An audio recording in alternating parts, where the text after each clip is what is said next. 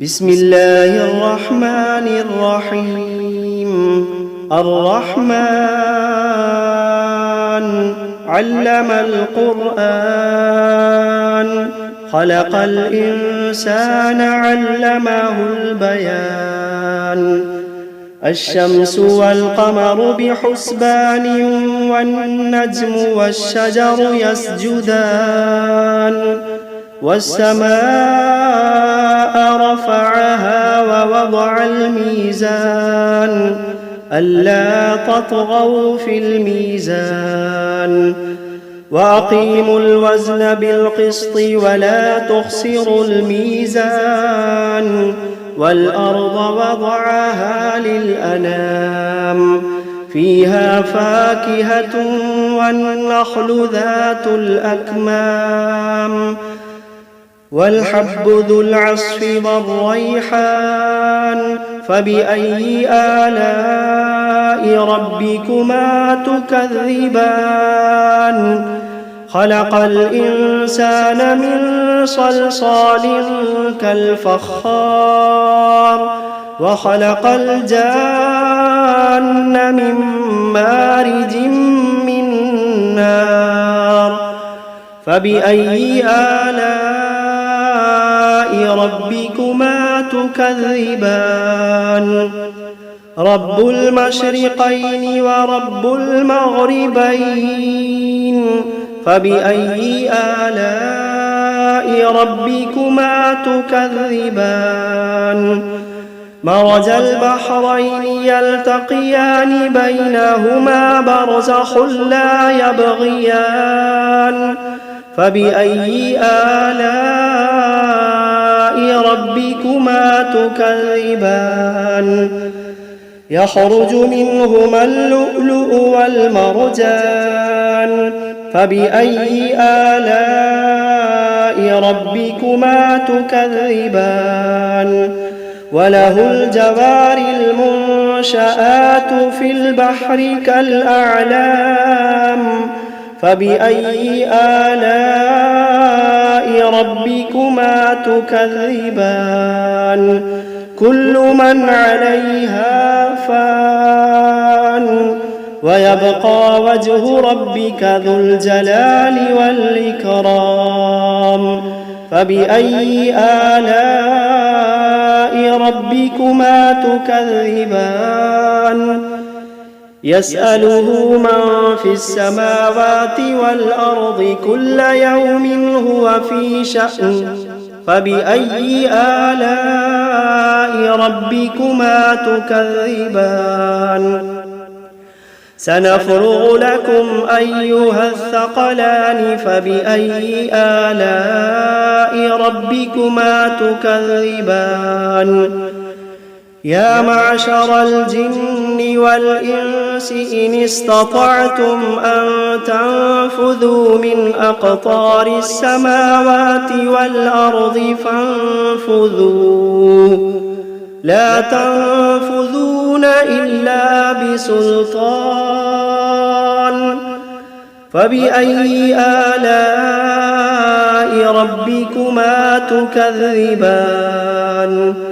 يرسل عليكما شواظ من نار ونحاس فلا تنتصران. فبأي آلاء ربكما تكذبان. فإذا انشقت السماء فكانت وردة كالدهان. فبأي آلاء ربكما تكذبان. فيومئذ لا يسأل عن ذنبه إنس ولا جان. فبأي آلاء ربكما تكذبان. يعرف المجرمون بسيماهم فيؤخذ بالنواصي والأقدام. فبأي آلاء ربكما تكذبان.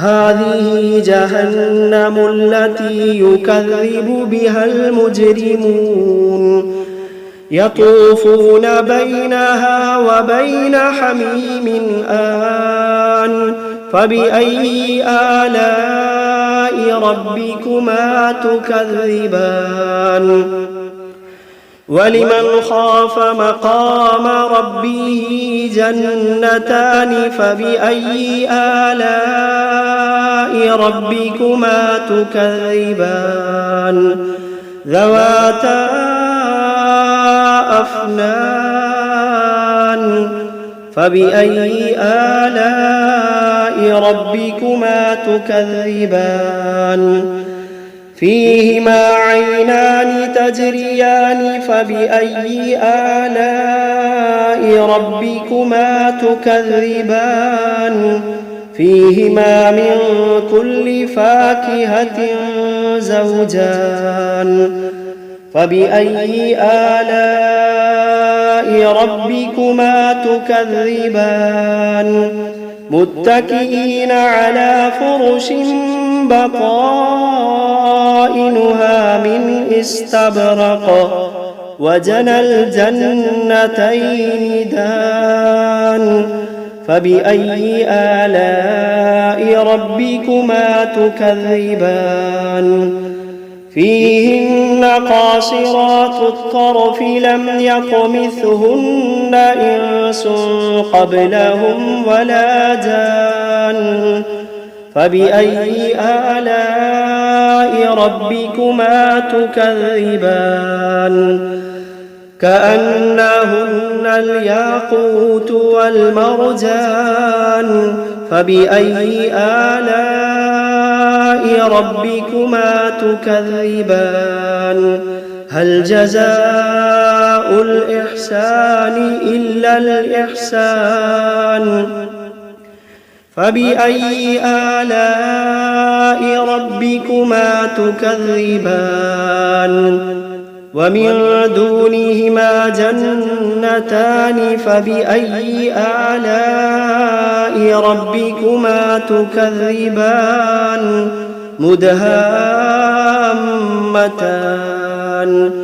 فبأي آلاء ربكما تكذبان فيهما عينان نضاختان فبأي آلاء ربكما تكذبان فيهما فاكهة ونخل ورمان فبأي آلاء ربكما تكذبان فيهن خيرات حسان فبأي آلاء ربكما تكذبان حور مقصورات في الخيام فبأي آلاء ربكما تكذبان لم يطمثهن إنس قبلهم ولا جان فبأي آلاء ربكما تكذبان متكئين على رفرف خضر وعبقري حسان فبأي آلاء ربكما تكذبان تبارك اسم ربك ذي الجلال والإكرام بسم الله الرحمن الرحيم تبارك الذي بيده الملك وهو على كل شيء قدير الذي خلق الموت والحياة ليبلوكم أيكم أحسن عملا وهو العزيز الغفور الذي خلق 7 سماوات طباقا ما ترى في خلق الرحمن من تفاوت فارجع البصر هل ترى من فطور ثم ارجع البصر كرتين ينقلب إليك البصر خاسئا وهو حسير ولقد زينا السماء الدنيا بمصابيح وجعلناها رجوما للشياطين وأعتدنا لهم عذاب السعير وللذين كفروا بربهم عذاب جهنم وبئس المصير إذا ألقوا فيها سمعوا لها شهيقا وهي تفور تكاد تميز من الغيظ كلما ألقي فيها فوج سألهم خزنتها ألم يأتكم نذير قالوا بلى قد جاءنا نذير فكذبنا وقلنا ما نزل الله من شيء إن أنتم إلا في ضلال كبير وقالوا لو كنا نسمع أو نعقل ما كنا في أصحاب السعير فاعترفوا بذنبهم فسحقا لأصحاب السعير إن الذين يخشون ربهم بالغيب لهم مغفرة وأجر كبير وأسروا قولكم أو اجهروا به إنه عليم بذات الصدور ألا يعلم من خلق وهو اللطيف الخبير ألا يعلم من خلق وهو اللطيف الخبير هو الذي جعل لكم الأرض ذلولا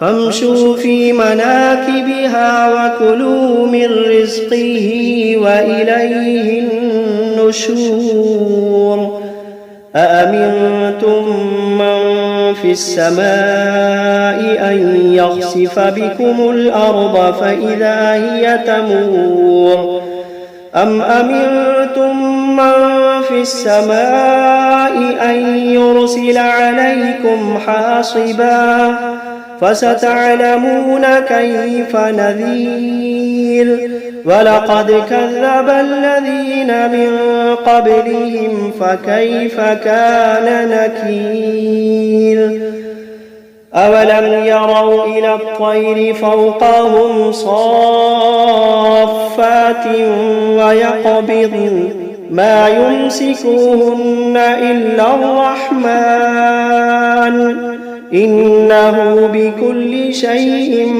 بصير أمن هذا الذي هو جند لكم ينصركم من دون الرحمن إن الكافرون إلا في غرور أمن هذا الذي يرزقكم إن أمسك رزقه بل لجوا في عتو ونفور أفمن يمشي مكبا على وجهه أهدى أمن يمشي سويا على صراط مستقيم قل هو الذي أنشأكم وجعل لكم السمع والأبصار والأفئدة قليلا ما تشكرون قل هو الذي ذرأكم في الأرض وإليه تحشرون ويقولون متى هذا الوعد إن كنتم كنتم صادقين قل إنما العلم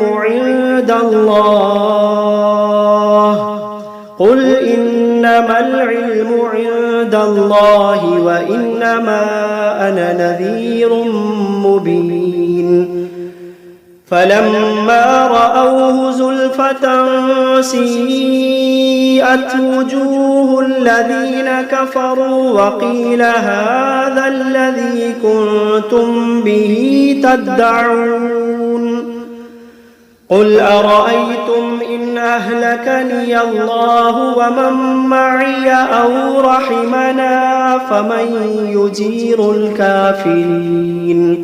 فمن يجير الكافرين من عذاب أليم قل هو الرحمن آمنا به وعليه توكلنا فستعلمون من هو في ضلال مبين قل أرأيتم إن أصبح ماؤكم غورا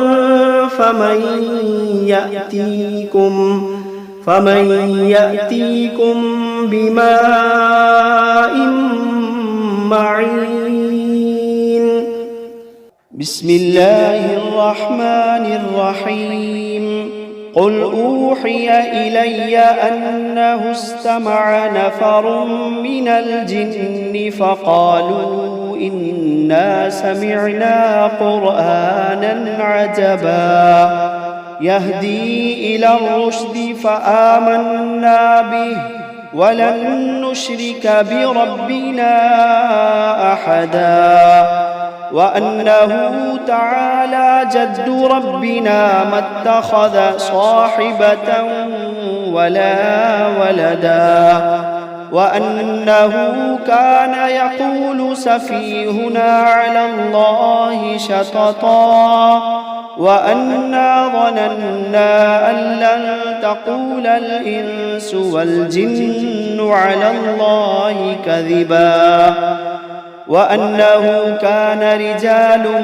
من الإنس يعوذون برجال من الجن فزادوهم رهقا وأنهم ظنوا كما ظننتم أن لن يبعث الله أحدا وأنا لمسنا السماء فوجدناها ملئت حرسا شديدا وشهبا وأنا كنا نقعد منها مقاعد للسمع فمن يستمع الآن يجد له شهابا رصدا وأنا لا ندري أشر أريد بمن في الأرض أم أراد بهم ربهم رشدا وأنا منا الصالحون ومنا دون ذلك كنا طرائق قددا وأنا ظننا أن لن نعجز الله في الأرض ولن نعجزه هربا وأنا لما سمعنا الهدى آمنا به فمن يؤمن بربه فلا يخاف بخسا ولا رهقا وأنا منا المسلمون ومنا القاسطون فمن أسلم فأولئك تحروا رشدا وأما القاسطون فكانوا لجهنم حطبا وأن لو استقاموا على الطريقة لأسقيناهم ماء غدقا لنفتنهم فيه ومن يعرض عن ذكر ربه يسلكه عذابا صعدا وأن المساجد لله فلا تدعوا مع الله أحدا وأنه لما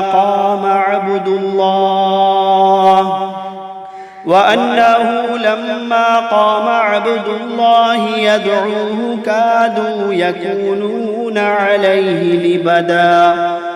قل إنما أدعو ربي ولا أشرك به أحدا. قل إني لا أملك لكم ضرا ولا رشدا. قل إني لا أملك لكم ضرا ولا رشدا. قل إني لن يجيرني من الله أحد. قل إني لن يجيرني من الله أحد ولن أجد من دونه ملتحدا إلا بلاغا من الله ورسالاته ومن يعص الله ورسوله فإن له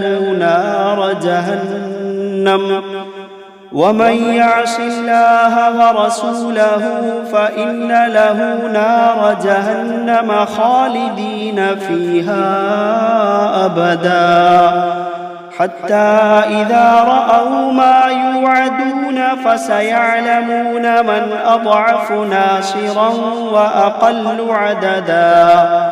قل إن أدري أقريب ما توعدون أم يجعل له ربي أمدا.